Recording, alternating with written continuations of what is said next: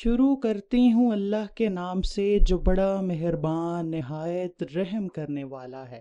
حضرت محمد صلی اللہ علیہ وآلہ وسلم نے فرمایا کہ آپ کو جب بھی کھانا کھانے کی طلب ہو تو بھوک رکھ کر کھانا کھایا کرو تاکہ تمہاری صحت برقرار رہے۔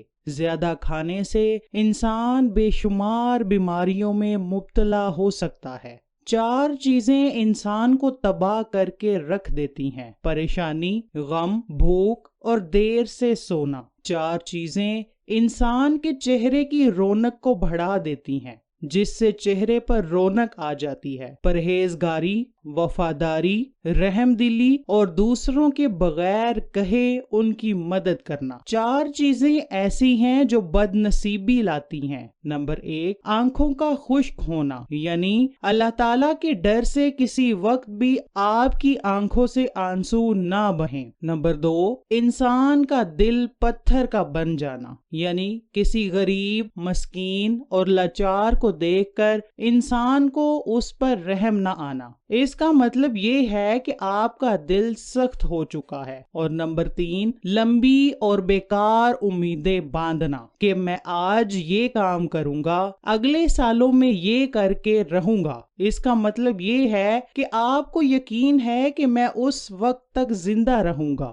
اصل بات تو یہ ہے کہ ہمیں اگلے سیکنڈ کی خبر تک نہیں ہے کہ ہمیں اللہ تعالیٰ نے اگلا سانس بھی لینے دینا ہے یا پھر ہماری روح قبض کر لی جائے گی۔ اور نمبر 4، دنیا کی لالچ۔ جدید دور میں ہم یہی کچھ کر رہے ہیں کہ ہم ہر وقت اللہ تعالیٰ کی یاد کو چھوڑ کر دنیا کے مال و دولت کمانے میں لگے ہوئے ہیں۔ ہمیں اس بات کا پتہ ہونے کے باوجود ہم آخرت کو بھول چکے ہیں کہ ہم نے ایک دن اس دنیا کو چھوڑ کر چلے جانا ہے۔ حضرت حذیفہ سے مروی ہے کہ حضرت محمد صلی اللہ علیہ وآلہ وسلم کا فرمان ہے کہ ایک آدمی کے مرنے کا وقت پاس آیا، اس نے اپنی اولاد کو یہ وصیت کی کہ جب میں مر جاؤں تو میرے لیے بہت زیادہ ایندھن جمع کرنا، میری لاش کو جلا کر اس کی راکھ کو جمع کر لینا، جس دن تیز آندھی چل رہی ہوگی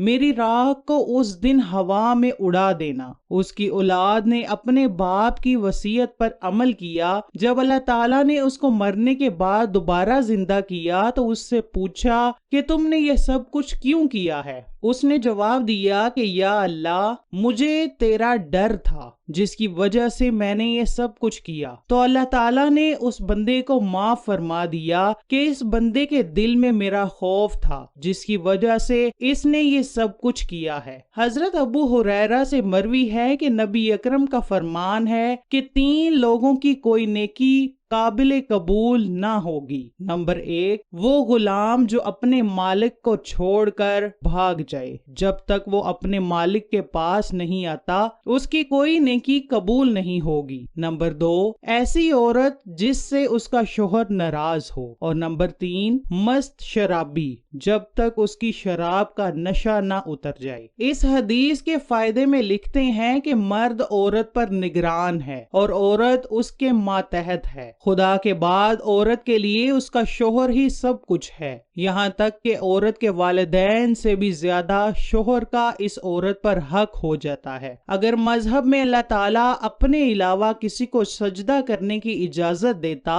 تو اللہ تعالیٰ عورت کو حکم دیتا کہ وہ اپنے شوہر کو سجدہ کرے۔ عورت جنت اور جہنم اس پر ہی حاصل کر سکتی ہے۔ وہ اپنے مرد کو راضی کر کے جنت اور اس کو ناراض کر کے جہنم حاصل کر سکتی ہے۔ نبی اکرم نے فرمایا کہ 3 آدمیوں کا گھر خدا جنت میں بنائے گا۔ نمبر 1، وہ شخص جو حق پر ہوتے ہوئے بھی دوسروں سے جھگڑا چھوڑ دے، وہ اللہ تعالیٰ کی رضا پر راضی ہو جائے۔ نمبر 2، وہ بندہ جو مذاق کرتے ہوئے بھی جھوٹ نہ بولے۔ اور نمبر 3، وہ انسان جس کے اخلاق اچھے ہوں، سیدنا ابو امامہ سے مروی ہے کہ نبی اکرم نے فرمایا کہ میں اس شخص کے لیے جنت کے گھروں میں سے ایک گھر کا ضامن ہوں جو حق پر ہوتے ہوئے بھی اللہ تعالیٰ کی رضا مندی کے لیے جھگڑا چھوڑ دے، اور اس بندے کے لیے بھی جو مذاق میں بھی سچ کا دامن ہاتھ سے نہ جانے دے۔ جنت میں ایک گھر کا ضامن ہوں جو اچھے اخلاق کا مالک ہو۔ حکمہ کا کہنا ہے کہ 4 چیزیں انسان کو پریشان اور بیمار کر دیتی ہیں: زیادہ باتیں کرنا، زیادہ سونا، زیادہ کھانا اور زیادہ لوگوں سے میل جول رکھنا۔ 4 کام کرنے سے انسان کا رزق کم ہو جاتا ہے: صبح فجر سے سورج نکلنے کے درمیان سونا، نماز پابندی اور وقت پر ادا نہ کرنا، سستی کرنا اور دوسروں کو دھوکہ دینا۔ 4 ایسے کام ہیں جس کو کرنے سے رزق میں اضافہ ہوتا ہے۔ نمبر 1، راتوں کو اٹھ کر اللہ تعالیٰ کو یاد کرنا، اپنے گناہوں پر بہت ہی زیادہ پشیمان ہونا، ہر وقت خیرات کرتے رہنا اور اللہ تعالیٰ کا کثرت سے ذکر کرنا۔ 4 کام کرنے سے انسان کے چہرے کی رونق جاتی رہتی ہے۔ نمبر 1، جھوٹ بولنا۔ نمبر 2، دوسروں کی عزت نہ کرنا، کسی غلط چیز پر اصرار کرنا۔ نمبر 3، کم علم ہونے کے باوجود بھی بحث و مباحثہ جاری رکھنا۔ اور نمبر 4، کسی غلط چیز کو بے باکی سے کرنا۔ مہمان نوازی کے لیے اللہ تعالیٰ نے بے شمار انعامات رکھے ہوئے ہیں۔